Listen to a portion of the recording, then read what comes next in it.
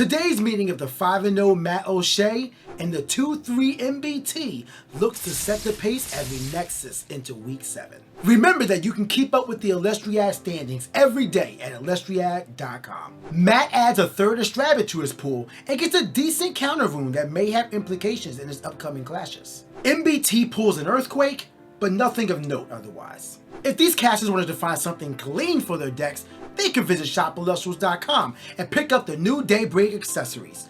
I'm eyeing that beautiful Temple of the Sun playmat and card sleeves. But the Circle the Sky V4 playmat and Pharaoh Guy sleeves are tempting me for my Pharaoh Guy starter decks. Daybreak is going to be a hot set, but that's next month.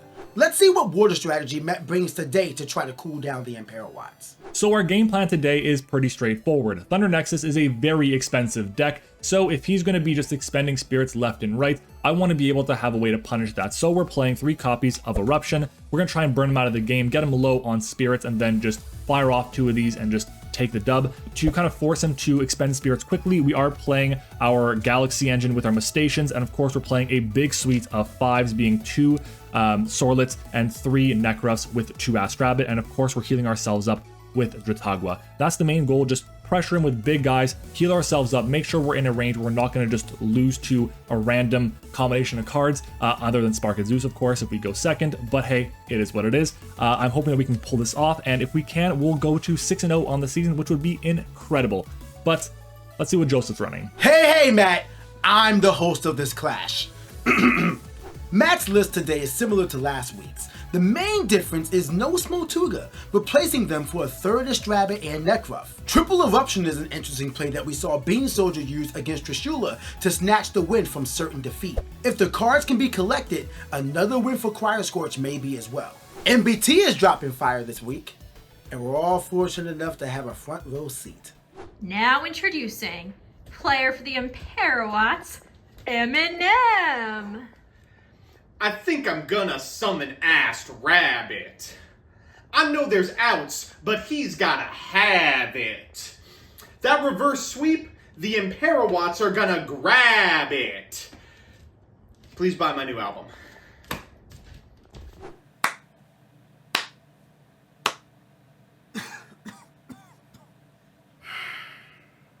Fortunately, it looks like MBT's deck hits a lot harder than his bars do. A very straightforward list, a clear Thunder Nexus deck. 14 Elestrals is the lowest Elestriad count I've ever seen in the build so far, but that means Matt will have a bevy of powerful runes he'll have to contend with.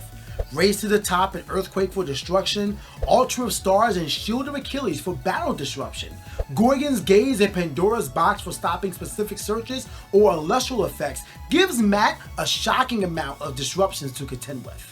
The clash begins, MBT takes the lead, and we're going to be seeing him cast out Astrabbit. There is no way with 14 spirits in his deck that the first card he casts out is Astrabbit. Hilarious, but this is great right here because it's going to allow him to get a choice of one of the top 3 cards of his deck. He sets 3, which we as the viewer have seen MBT's deck list. This is not shocking to us. Matt is starting off with a Nectar of the Gods, just throwing his Leviathans onto the field, and instead he's going to be drawing 2 cards, so now he's sitting at, I believe, 7 cards in his hand, so not bad. He's going to be able to get, assume a decent wrap. Wait, did he expend to draw? He just expended to draw.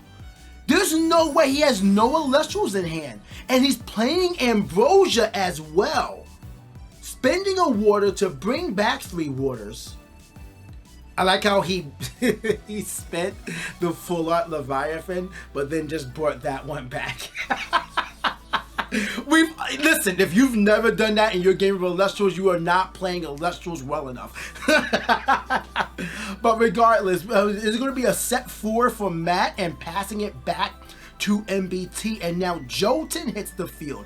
Another card that allows you to go even, playing 1 card and replacing itself in your hand. We have Astrabbit going to attack position, and Jolton Astrabbit going to be getting in for 2 damage. Let's see if there's any back row from Matt that's going to allow him to stop this, whether it's a Tsunami or maybe he's okay with taking it, but Leviathan is going to be spent, and the second Leviathan is going to be spent. Both attacks will connect, and we're going into turn 3. Matt interesting play. I wonder if he's playing for Lavalith and resting on your laurels. One of them, that might be the play here. Maybe he tactically did not cast out an Elestral, and Laurels is the play. Laurels is going to spending a Water Spirit, a Leviathan, and taking out the Astrabit. Really good play for him. Although that makes me either he really fears the Astrabit, or he doesn't have an Elestral to take out the Astrabit. But Nekruff is here right now, so he was just playing safe. I wanted to make sure Astrabit is going to go down. Nekruff should be able to get over the Astrabit unless a face down rune is in play. We know Poison Tip Arrow is not it, because I'm the only one who had it on the team. Well, and Trishula got traded him too, but still, Shield of Achilles is going to be the play, bouncing the Nekruff back to hand. So MBT still with a Lestral advantage on the field. Spirit Life being 15 to 16 in MBT's favor, and it looks like he's just looking at his face down here. Another cast out to another Jotun, which is another even in hand. This is insane, and this is one of the huge benefits of the Thunder deck, is that so many of the cards are searchers. Elestriad searches out Divine Runes. Jotun searches out Stadiums. Astrabit gets you one of 3 from the top of your deck, which is an amazing choice. And then you have the other 2 that just help out these other cards. Well, maybe Astrabit, but Sparkin and Toxion. Just one of the best things about the Thunder deck. So make sure you always keep that deck in your forefront of your mind. But Jotuns are going to get in for a double attack. 2 spirits are expended, and Matt, after his draw, is going to spend a second Ambrosia. Interesting. I believe only 1 fire spirit has been spent. Never mind, 2 fire spirits have been spent.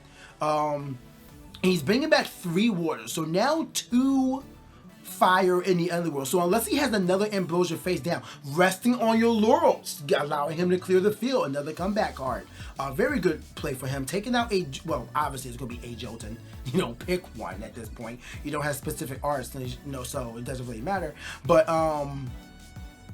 is that going to be a cast out? We have an Earthquake as well. Wow, this is a lot of spirits being spent by Matt to clear this. That's about 3 to take out the Jotuns on field. And, well, we don't know if MBT has anything left in hand. Nekruff is going to come back out. Will this be properly enchanted, or will it be misenchanted? Will it get disenchanted? I like the way that enchanted is used in the game. I don't know why, but the word just sounds fun to the ears.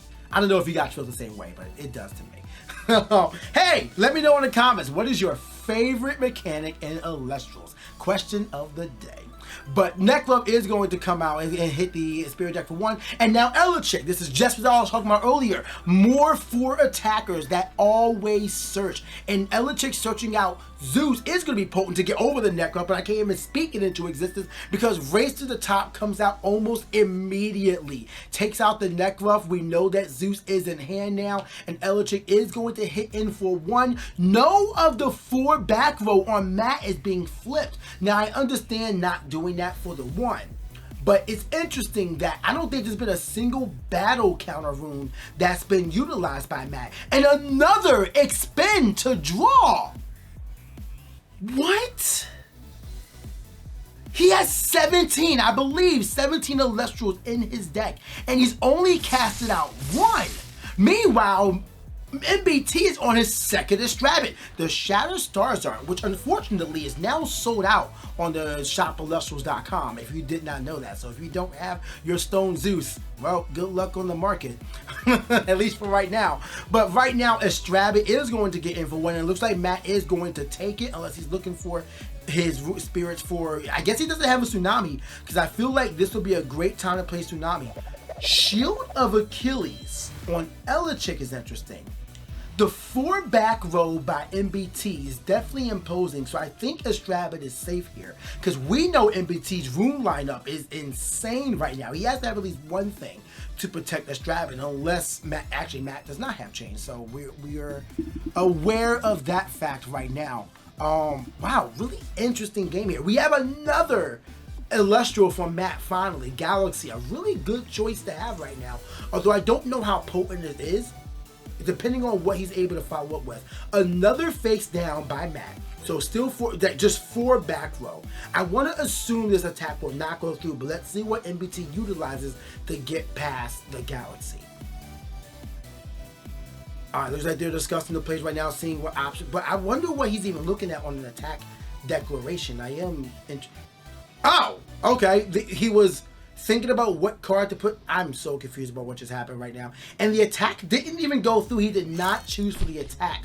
Zeus face down. You can see on Matt's face, he may have forgotten about Zeus, or maybe he just feels like, you know, he messed up. But Zeus looks like it was just for one to lower it, and then raise to the top. Raise to the wait. Why did he do that? Doesn't raise to the top only work? Wasn't this defense already?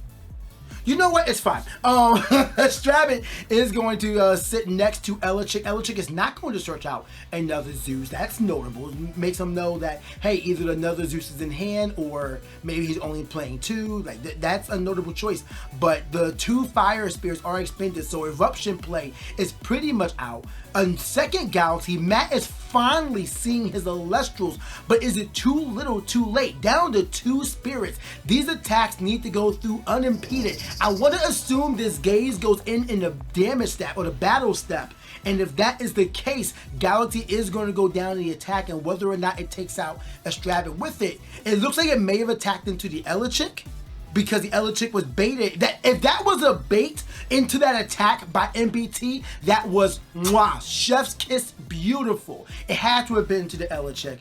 And now with 2 spirits left, if Matt doesn't have a tsunami face down or anything, this is going to be the game right here. Jolton comes out, another searcher, and that is going to be it. The 3 attacks face down was the end of it. I am not sure what went wrong there, whether it was just horrible draws. Just looking at the list, it seems fine.